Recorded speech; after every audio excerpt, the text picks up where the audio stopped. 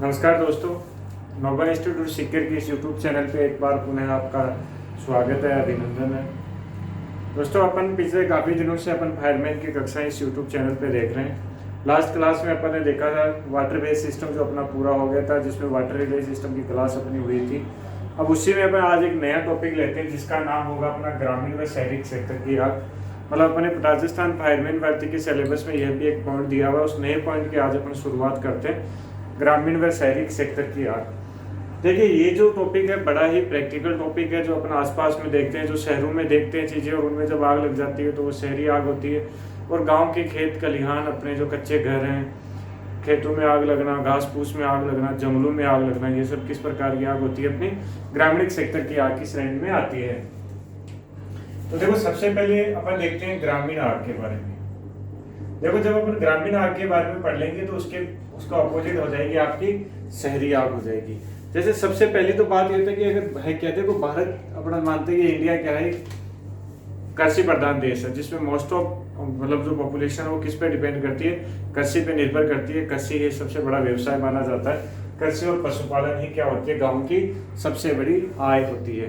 वो जो गाँव इंडिया की अगर अपन बात करें तो लगभग 75% पॉपुलेशन कहाँ पे रहती है, 25% आबादी कहाँ रहती है, अपनी गाँव में रहती है भारत की। सॉरी, भारत की वापिस जाऊंगा, 25 नहीं 75% आबादी कहाँ रहती है, भारत में रहती है। सॉरी, भारत की 75% आबादी कहाँ रहती है, गाँव में रहती है। ठीक है, तो सीधी सी बात है कि जब गाँव में ज्यादा आबादी रह रही है तो मेन का जो सोर्स ऑफ इनकम होगा या जो भी कमाने का जो माध्यम होगा वो क्या होगी, गाँव की जो संसाधन है वही होंगे। तो गाँव में देखो, अपन बात करें तो सबसे पहली बात क्या होती है कि गांव और शहर में फर्क क्या होता है फिर, तो ये भी जानना जरूरी है। जब दो अलग अलग आग के बारे में अपन पढ़ रहे हैं तो दोनों के बारे में अपन को अंतर का भी पता होना चाहिए कि दोनों के बीच में अंतर क्या होता है। तो देखो, अपन चर्चा करते हैं गांव और शहर के बीच में जो अंतर है उसके बारे में, क्या कि इसमें अंतर क्या होता है गाँव और शहर के अंदर। देखिए, अगर सबसे पहले अंतर की बात करें तो गाँव में मकान किससे बने होते हैं, गाँव में मकान घास फूस के बने हुए होते हैं। घास फूस कैसे या क्या कह सकते हैं, गाँव में कैसे मकान होते हैं, कच्चे मकान होते हैं। और उसके विपरीत अगर अपन शहरों की बात करें तो वहां पे कैसे मकान होते हैं, पक्के मकान होते हैं। तो देखो, कच्चे मकानों में आग क्या होती है, जल्दी लगती है। पक्के मकानों में आग लगने में क्या होता है, समय लगता है। ठीक है, मतलब ये क्या करते हैं, गाँव में जो कच्चे मकान होते हैं वो घास फूस बल्ली या अपन कह सकते हैं पत्तियों से बने हुए होते हैं, जो बहुत जल्दी क्या कर लेते हैं, आग को पकड़ लेते हैं। बल्कि शहरों की बात करें तो शहरों में ईंट पत्थर आदि से पक्के मकान बने हुए थे और जल्दी आग नहीं पकड़ते। फिर अपन आगे बात करते हैं तो देखो, गाँव में जल के संसाधन होते हैं वो भी क्या होते हैं, बहुत कम होते हैं। शहरों में पर्याप्त जल के संसाधन होते हैं, तो गाँव में क्या होते हैं, जल संसाधन भी क्या होते हैं, जल संसाधन कह सकते हैं या जल के स्रोत कह सकते हैं, वो क्या होते हैं, कम होते हैं। बल्कि अगर शहरों की बात करें तो शहरों में क्या होते हैं, वो पर्याप्त मात्रा में होते हैं जल के संसाधन जो अपने होते हैं वो। अब ये हो गया अपना। देखो, पहली तो क्या है, मकान क्या होते हैं, कच्चे मकान होते हैं, घास फूस से मकान होते हैं। फिर अगर बात करें तो गाँव में जल संसाधन या स्रोत कम होते हैं, बल्कि शहरों में क्या होते हैं, पर्याप्त मात्रा में पाए जाते हैं। अब देखो, गर्मियों में क्या होता है कि गांव के जितने भी जल स्रोत होते हैं, चाहे वो तालाब हो, कुआं हो, क्या जाते हैं, सूख जाते हैं। उस स्थिति में क्या हो जाता है, जल के स्रोतों की और बहुत बड़ी तकलीफ का सामना करना पड़ता है गाँव में। प्लस गाँव के जो रास्ते होते हैं वो भी क्या होते हैं, सकड़े होते हैं, वह दुर्गम रास्ते होते हैं। क्या कह सकते हैं कि सड़कें खराब होती हैं और सकड़े भी होते हैं। जरूरी नहीं कि गांव के हर एक एरिया में क्या हो, जो अपने जो फायर जो अपना टेंडर होता है वो पहुंच ही पाए। बल्कि शहरों में इसके विपरीत क्या होती है, उचित या कह सकते हैं सुगम यातायात की व्यवस्था होती है। रोडें क्या होती हैं, अच्छी सड़कें होती हैं, ये कह सकते हैं अपन, अच्छी सड़कें होती हैं, या कह सकते हैं अच्छी व चौड़ी सड़कें होती हैं। बल्कि शहर गाँव में क्या होती है, खराब और सकड़ी सड़कें होती हैं। फिर अगर अपन बात करें तो गाँव में सूचना के साधनों का अभाव होता है। क्या होता है, सूचना के साधनों का अभाव रहता है, या अपन कह सकते हैं संचार के साधनों की कमी होती है। क्या होती है, संचार के साधनों की कमी। और शहरों में क्या होता है, पर्याप्त संचार के साधन होते हैं, पर्याप्त संचार के साधन होते हैं। तो देखो ये कुछ कमियां हैं जो अपन को देखने के साथ ही कुछ और भी अपन तो दैनिक जीवन में देखते हैं, जो गाँव में देखते हैं शहरों में नहीं होती, या जो शहरों में अपन देखते हैं वो गाँव में नहीं होती, वो सारे अपने इसमें शामिल कर लेंगे। लेकिन मोटी मोटी अगर बात करें तो गाँव में मकान कैसे बने होते हैं, घास फूस के बने होते हैं, जल के स्रोत कम होते हैं, सड़क रास्ते दुर्गम होते हैं, संकरे रास्ते होते हैं, सड़कें खराब होती है, सूचना के साधनों का क्या रहता है इसमें अभाव रहता है।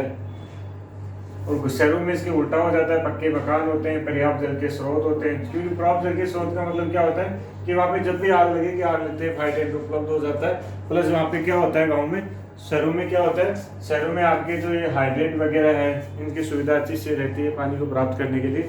तो ये सब चीजें क्या थी, ये अपने इसमें दोनों में बेसिक सा एक अंतर अपन ने देखा है कि शहरों में और गाँव में आके फर्क क्या होता है, क्यों ये अलग अलग प्रकार में इसको आपको कैटेगराइज किया जाता है और किस बेस पे किया जाता है। तो इन सब चीजों के आधार पे किया जाता है। अब देखो अपन बात करेंगे जो गाँव की आग होती है वो कितने प्रकार की आग होती है, मतलब गाँव में किस किस चीज की आग लग सकती है, उस सब के बारे में अपन बात करेंगे। तो गाँव में आग लगने के प्रकार, गाँव में आग लगने के प्रकार बड़ा बेसिक सा टॉपिक है, बड़ा ही आसानी से अपन इसको समझ सकते हैं। अब देखिए बेसिक सी बात है, गांव में आग लगने के प्रकार, मतलब गांव में किस किस चीज में आग लग सकती है, वो सारे क्या होते हैं गांव में आग लगने के प्रकार होते हैं। जैसे सबसे पहले तो कोई भी घास फूस है तो घास के मैदान की आग, अगर जंगल में आग लग जाएगा तो लग जाती तो जंगल की आग, ठीक है।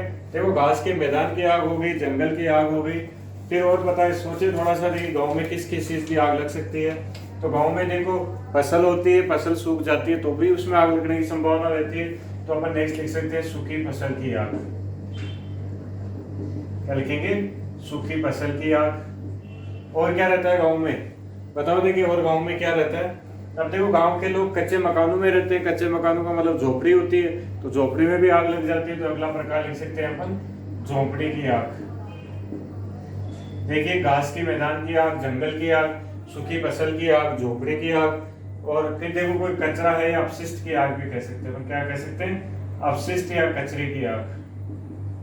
तो इस तरीके से ऐसी काफी सारी आग है जो लग जाती है गाँव में।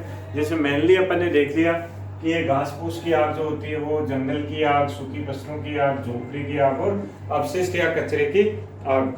अब देखो एक बात ये आती है कि ये सारी आग तो प्रकार अपन ने देख लिया कि इन सब चीजों में क्या लगती है, आग लगती है।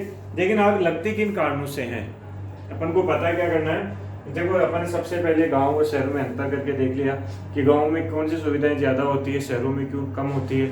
उसके बाद में अपन ने पढ़ लिया कि किसी प्रकार अगर आग के प्रकार माइंड की चले तो ये अपने सामने 5 प्रकार आ जाते हैं जिनमें गाँव में क्या होती है, आग लगती है। अब बात आती है कि इनमें आग लगती क्यों है, आखिर इनके पीछे कारण क्या है आग लगने के। तो देखो कारणों की अगर अपन बात करते हैं तो सबसे पहले के कारण की बात करें तो देखो सबसे बड़ा कारण तो क्या होता है शहरों गाँव में आग लगने का, चूल्हे की चिंगारी, चूल्हे से निकली चिंगारी के द्वारा। चूल्हे की जो चिंगारी होती है उसके द्वारा क्या लग जाती है, आग लग जाती है। सर्दियों में अपन जो अलाव तपाते हैं, अलाव की वजह से भी क्या हो जाती है, आग लग जाती है। अपने बीड़ी व माचिस है, बीड़ी व माचिस की तिल्ली को जलता हुआ फेंकने पर, जलता हुआ फेंक देने से भी क्या लग जाती है, आग लग जाती है। साथ ही अगर अपन बात करें तो अपने लालटेन को अगर खुले में छोड़ देते तो लालटेन की वजह से भी क्या लग जाती है, आग लग जाती है। प्लस देखो आतिशबाजी से पटाखे वगैरह छोड़े जाते हैं तो उससे भी क्या लग जाती है, आग लग जाती है।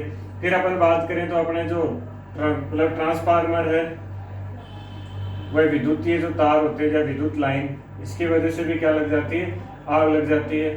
फिर अगर अपन आगे बात करें तो रेल के इंजन से जो चिंगारी निकलती है, रेल के इंजन से निकली चिंगारी से आग लगना, ये सारे कारण क्या होते हैं, आग लगने के मोटे मोटे से कारण होते हैं। तो देखो चूल्हे की द्वारा आग लग जाती है।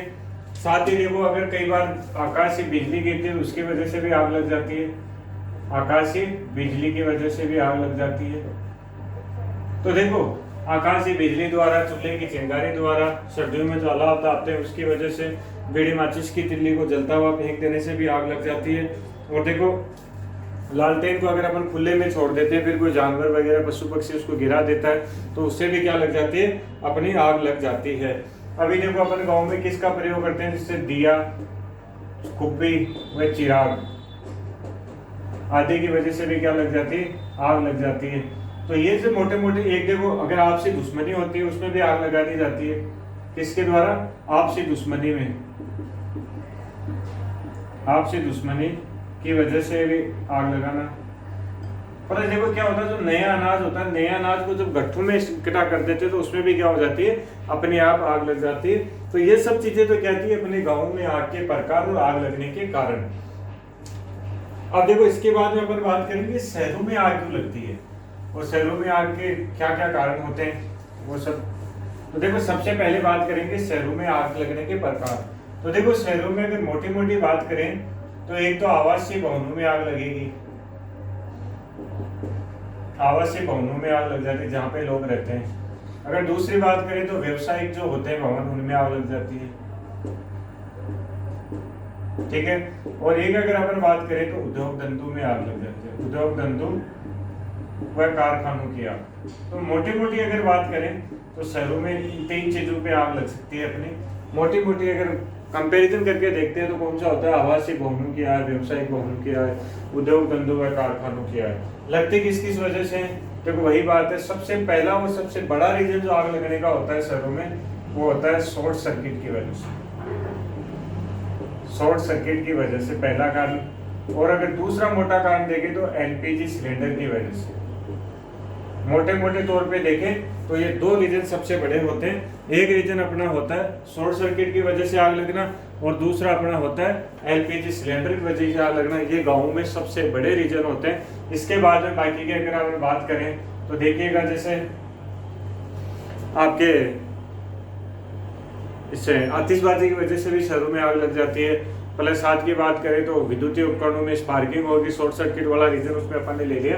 तो मोटे मोटी अगर बात करें तो वो सारे कार्य जो शहरों में भी होते हैं और गाँव में होते हैं तो वो दोनों में आ जाएंगे, और जो केवल शहरों में होते हैं और जो केवल गाँव में होते हैं तो वो सारे अलग अलग करके कैटेगराइज इस प्रकार से क्या कर लिए जाएंगे, अलग अलग बांट लिए जाएंगे। अब देखो इसके बाद में बात क्या आती है, इसके बाद में इस टॉपिक में अपन बात करेंगे कि जैसे गाँव में जो आग है वो लग जाती है, उस आग में जो गांव में जो आग के उपयोगी उपकरण जो होते हैं, मतलब कौन कौन से इंस्ट्रूमेंट्स होते हैं जो गांव में आग के समय प्रयोग किए जाते हैं, उन सब के बारे में अपन जानेंगे। और उन सब के बारे में आपको याद रखना भी बहुत जरूरी है, क्योंकि एग्जाम में कई बार क्वेश्चन दे दिया जाता है ऑप्शन में।